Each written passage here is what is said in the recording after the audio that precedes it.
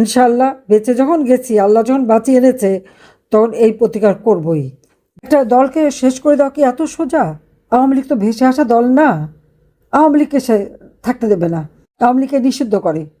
আওয়ামী লীগ যে সে নিষিদ্ধ করে, ইউনূস ক্ষমতা এসেছে কীভাবে?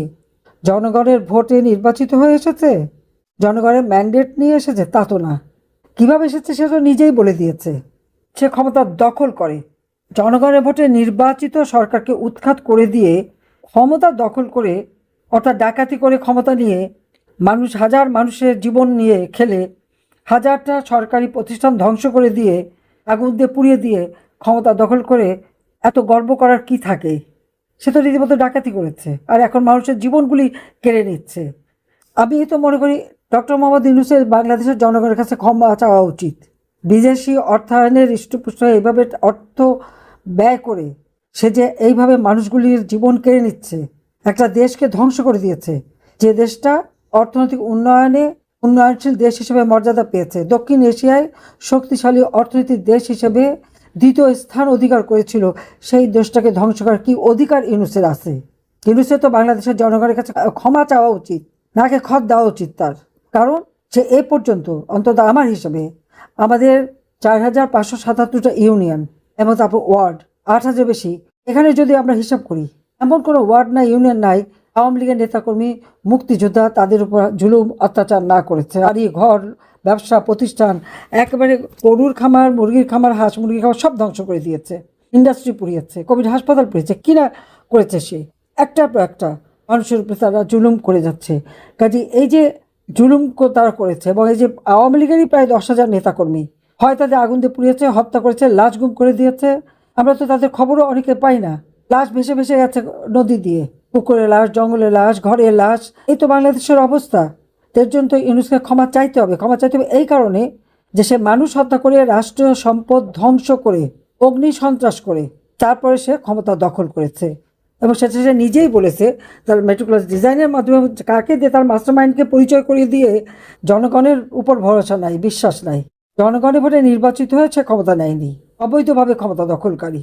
কাজে সে যে একটা নির্বাচিত সরকারকে মেট্রিকুলাস ডিজাইন করে উৎখাত করেছে এবং তারপর ক্ষমতা দখল করেছে, অর্থাৎ জনগণের অধিকার কেড়ে নিয়েছে, জনগণের ম্যান্ডেট যাদের আছে তাদেরকে উৎখাত করে নিজে ক্ষমতা দখল করেছে। এই জন্য তো ডক্টর মোহাম্মদ ইউনূসের জনগণের কাছে ক্ষমা চাওয়া উচিত। ক্ষমা চাওয়া উচিত তার আরও বেশি, কারণ সাধারণ মানুষের জীবনে কোনো নিরাপত্তা দিতে পারেনি। প্রতিনিয়ত নারী ধর্ষণ, শিশু ধর্ষণ, মানুষ খুন, যে কোনো ঘরে ঢুকে যে কোনো সময় যে কোনো মানুষের সম্পদ নিতে পারে, লুটপাট সারা দেশে চলছে। সে কি নিয়ন্ত্রণ করতে পেরেছে? পারে নাই। কাজে সেজন্য জনগণের কাছে তার ক্ষমা চাওয়া উচিত। যত জঙ্গি, সন্ত্রাসী, খুনি, তাদেরকে কারাগার থেকে মুক্ত করে দিয়ে এদের দ্বারাই তার ক্ষমতা দখল। কাজে এই যে যারা জঙ্গি, সন্ত্রাসী, তাদেরকে যে ছেড়ে দিল সে, এটার জন্য তো তার ক্ষমা চাওয়া উচিত। আজকে বাংলাদেশের অর্থনীতি সে ধ্বংস করেছে। যে বাংলাদেশ এত উন্নতি করেছিল, আজকে সেখানে মানুষের অবস্থাটা কি? একটার পর একটা ইন্ডাস্ট্রি বন্ধ হয়ে যাচ্ছে, কোনো বিনিয়োগ নাই, তরুণরা বেকার হয়ে যাচ্ছে, কৃষক কৃষি উপকরণ পায় না, উৎপাদিত পণ্যের মূল্য পায় না, শ্রমিক ইন্ডাস্ট্রি বন্ধ হওয়ার ফলে তারা কর্মহীন, গার্মেন্টসের অর্ডারগুলি চলে যাচ্ছে, গার্মেন্টস শ্রমিকরা বেকার হয়ে যাচ্ছে, শত শত ইন্ডাস্ট্রি আজকে বন্ধ হয়ে যাচ্ছে, দেশের অর্থনীতিকে সম্পূর্ণ ধ্বংস করে দিচ্ছে। এজন্য ইউনূসের জনগণের কাছে ক্ষমা চাওয়া উচিত। জনগণের কাছে তার ক্ষমা চাইতে হবে, কারণ শ্রমিকের অর্থ আত্মসাৎ করে শ্রমিক আদালতে ইউনূসের সাজা হয়েছিল। ক্ষমতা এসে সেই সাজাও মাপ। জনগণের ট্যাক্স সে ফাঁকি দিয়েছে, এই জন্য তার ক্ষমা চাওয়া উচিত। যে কেন সে ট্যাক্স ফাঁকি দেবে? এই ট্যাক্স তো জনগণের কাজে লাগে। 666 কোটি টাকার ট্যাক্স ফাঁকি দেওয়ার মামলার রায় তো 6 আগস্ট হওয়ার কথা, কিন্তু সেটা সে করতে দিল না। তারা 5 আগস্টের মধ্যেই শেখ হাসিনাকে ক্ষমতা থেকে সরালো। তারপর সে মামলা খারিজ। শুধু এই মামলা না, গ্রামীণ ব্যাংকের টাকা গ্রামীণ ব্যাংক থেকে সরিয়ে গ্রামীণ কল্যাণ একটা ফান্ড তৈরি করে সেই ফাউন্ডেশনের টাকা রেখে দিয়েছে। সেখান থেকে আবার গ্রামীণ ব্যাংকে 2% সুদে সে ঋণ দিত। এই যে গ্রামীণ ব্যাংকের টাকা সে মেরে দিল। তারপরে গ্রামীণ টেলিকমিউনিকেশনের টাকা যে সে মেরে দিল, সেটাও একটা ট্রাস্ট করে সেখানে সে নিয়েছে।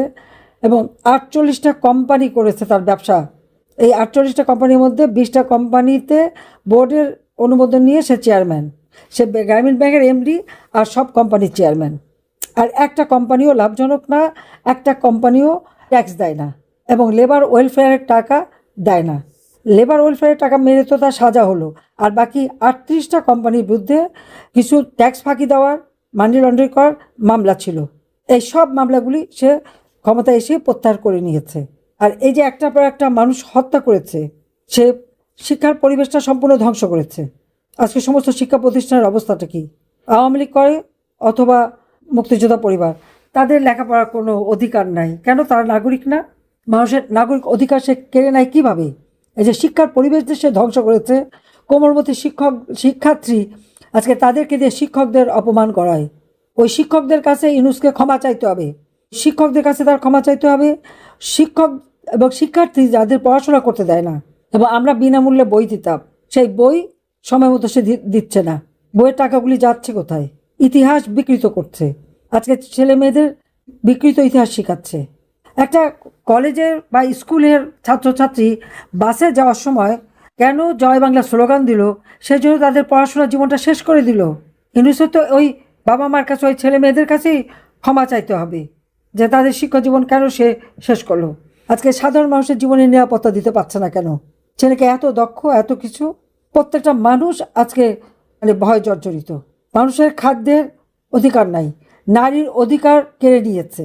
প্রাইমারি স্কুলে সব থেকে অগ্রাধিকার পেত মেয়েরা চাকরিতে, তাও বন্ধ। 8,000 ডিজিটাল সেন্টার, ওই 8,000 ডিজিটাল সেন্টার থেকে প্রত্যেকটা এলাকার মানুষ সেবা পেত। আজকে বিদ্যুৎ নাই, প্রত্যেক ঘরে ঘরে আমি বিদ্যুৎ দিয়েছিলাম, কাজে আজকে কেন বিদ্যুৎ নাই? কেন আমার দেশের মানুষ অন্ধকারে? ইউনূসের কাছে এটা আমার প্রশ্ন। আজকে বিদ্যুৎ দিতে ব্যর্থ, সেজন্য জাতির কাছে তার ক্ষমা চাওয়া উচিত। আজকে গ্যাসের অভাব, এমনকি সিলিন্ডার গ্যাস যা 800-900 টাকা থেকে 1200 টাকা পেত, আজকে তা 2200-2300 টাকা, প্রায় 2000-2500 টাকা দিতে হচ্ছে। কেন গ্যাসের দাম বাড়লো? সেজন্য ইউনূসকে জনগণের কাছে ক্ষমা চাইতে হবে। আজকে নারী ধর্ষণ, শিশু ধর্ষণ সে বন্ধ করতে পারে নাই, রাষ্ট্র চালাতে সম্পূর্ণ সে ব্যর্থ। আর তার ব্যর্থতার জন্য আজকে বাংলাদেশের মানুষ ভুক্তভোগী।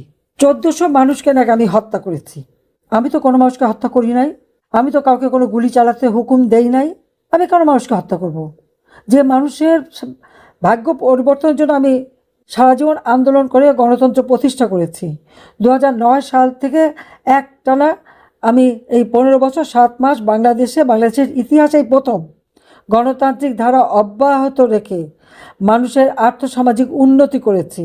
দারিদ্র্যের হার 18 ভাগে নামিয়েছি, অতি দারিদ্র্যের হার 5 ভাগে নামিয়েছি। প্রত্যেকটা ভূমিহীন গৃহহীন মানুষকে বিনামূল্যে ঘর করে দিয়েছি। আমি সেই মানুষগুলিকে কেন আমি হত্যা করতে যাব? আমার নামে মিথ্যা অপবাদ দিয়ে বেড়াচ্ছে। কিন্তু এই হত্যাকাণ্ড তো ইউনূস নিজে ঘটিয়েছে, কারণ লাশ ফেলেও সরকার পড়ে যাবে। সে লাশ ফেলে তো সরকার পড়ে গেল, তারপরে কেন এই হত্যাকাণ্ড হলো সে জবাবও তাকে দিতে হবে। 2024 সালের 15 জুলাই থেকে 20 জুলাইয়ের মধ্যে যে হত্যাকাণ্ডগুলি এবং যে সমস্ত সরকার স্থাপনাগুলি আগুন দিয়েছে, সেই মেট্রো রেল থেকে শুরু করে এক্সপ্রেসওয়ে থেকে শুরু করে বিটিভি ভবন থেকে সব জায়গায়, এগুলি তো ইউনূসের মেটিকুলাস ডিজাইনের অংশ। সে তো এই ধ্বংসযজ্ঞ করেই তো ক্ষমতা দখল করেছে। তো অপরাধটা কে করেছে? ওই 1400 মানুষের কথা যে বলেছে জাতিসংঘ, এবং আমি দেখলাম চ্যাথাম হাউস তারাও বলে 1400, সবাই বলে 1400। আমি সকলের কাছে জিজ্ঞাসা করতে চাই, তারা কি সেই 1400 নাম ঠিকানা খুঁজে নিয়েছে? কখনো জিজ্ঞাসা করেছে? নিজেরা সচক্ষে এসে কোথাও দেখেছে মানুষের কী দুরবস্থা?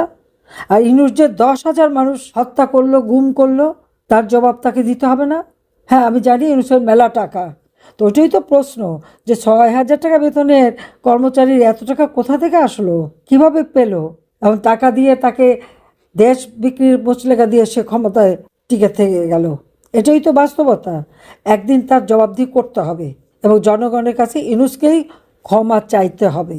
এবং আওয়ামী লীগের অগণিত নেতাকর্মী, মুক্তিযোদ্ধা, তাদের উপর যে নির্যাতন চালাচ্ছে, এরও একদিন সাজা হবে, এবং তার সাথে তার চেলা চামুন্ডা যা আছে, উপদেষ্টা আছে, তাদেরও এটা তার মনে রাখতে হবে। এক মাঘে শীত যায় না।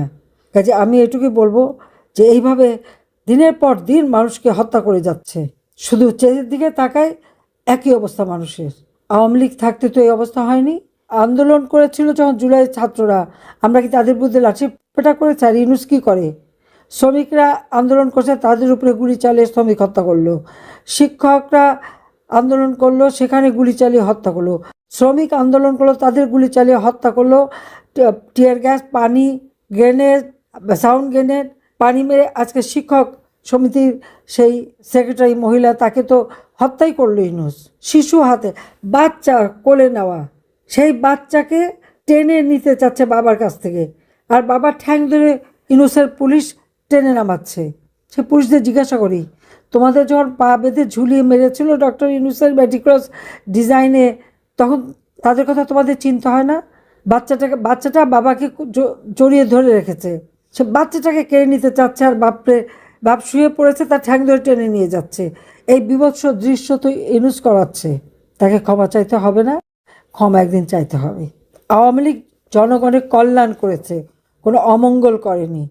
আওয়ামী লীগ ক্ষমতায় থাকলে জনগণের ভাগ্য পরিবর্তন হয়। এই দেশের স্বাধীনতা আওয়ামী লীগ এনে দিয়েছে।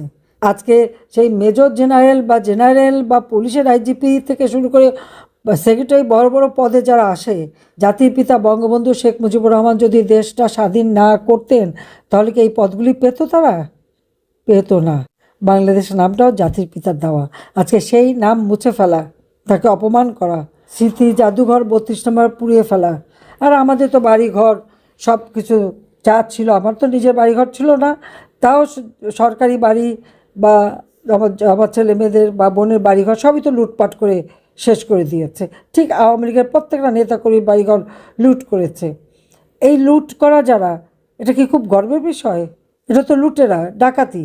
তো ইউনূস তো মানুষকে ডাকাতি শেখালো, ডাকাতি করে ক্ষমতায় আসলো। কাজে এই হত্যার বিচার একদিন হবেই। সবাইকে ধন্যবাদ। ইনশাআল্লাহ বেঁচে যখন গেছি, আল্লাহ যখন বাঁচিয়ে এনেছে, তখন এই প্রতিকার করবই। দেশ থেকে যত দূরে থেকে আমি দূরে না, আমি মানুষের পাশেই আছি। প্রতিদিন মানুষের এই কান্না আমাকে শুনতে হয়, যেটা অসহনীয়।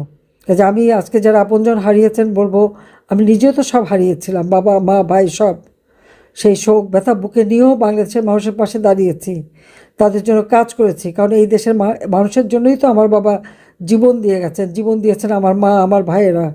কাজে আমি জানি হারানোর কষ্ট, সেই জন্য তো মানুষের পাশে দাঁড়িয়ে তাদের জীবনে একটু শান্তি নিরাপত্তা দিয়েছিলাম। আজকে সব কেড়ে নিল এই সুদখোর খুনি ইউনূস। একদিন তার বিচারও বাংলার মাটিতে হবে ইনশাল্লাহ।